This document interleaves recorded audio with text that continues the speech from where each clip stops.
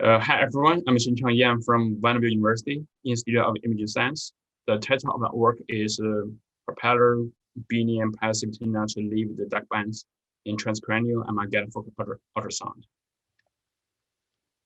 So first is background.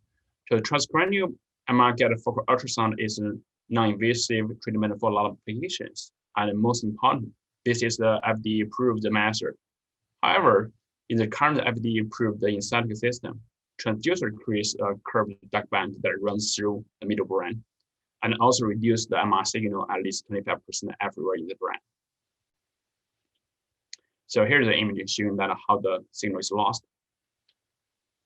So Stanford University proposed two methods to solve these issues. One method is to add salt in water, but it also reduced the overall SNR and the saline water is corrosive. And the other method they propose is to build new local coils. The local coil can transmit power directly into the tissue and alleviate the dark band. But this is too sensitive to the loading and requires additional coils and cable connections. So it is highly desired for a simple and robust method to solve the dark band issue. But before that, we need to understand why the dark band happens. The transducer bulb can be seen as a conductive shell, so it can reflect the up signal effectively. So when the incoming and reflected waves are out of phase, they will cancel each other and cause the BY null, and thus the dark band in the images. This is also called a destructive interference.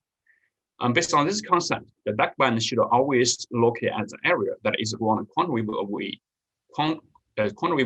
away from the bulb of the shell. And this is also valid in our simulation that the dark band locates changes as we change the permittivity of the field liquid or the wavelengths. So right now we know that this is why it happens. It's because of the destructive interference or because of the reflective wave. So the idea comes to us is that why not control the reflective wave ourselves using passive reflectors before it arriving in the transducer bulb. So the earliest reflection coming to our idea is that how about using a pair of half-wave dipoles?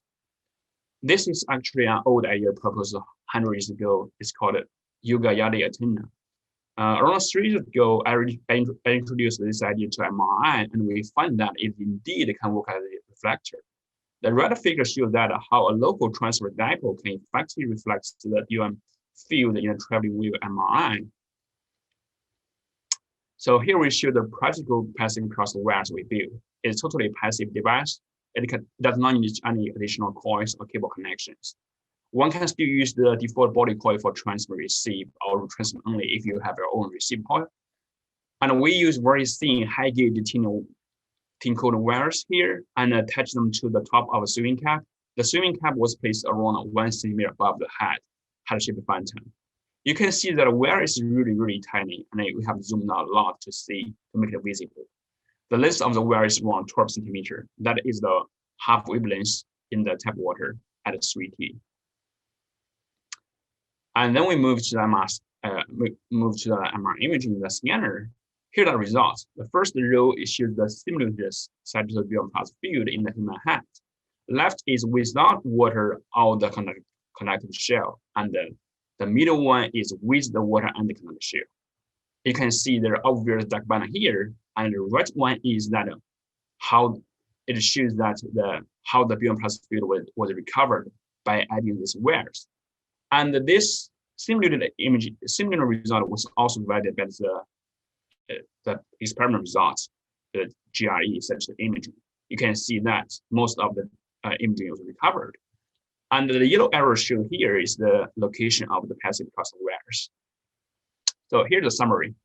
We explain how the dark band is generated in the static system, and we propose the simple cross wire propeller,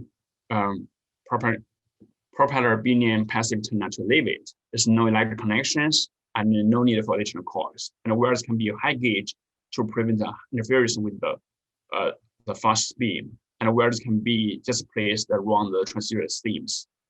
And we push the hard discussion with the Professor Craig Miller of University of Virginia and John Snell and Matt Ames from Fox Foundation. And we thanks for the following results. Thank you.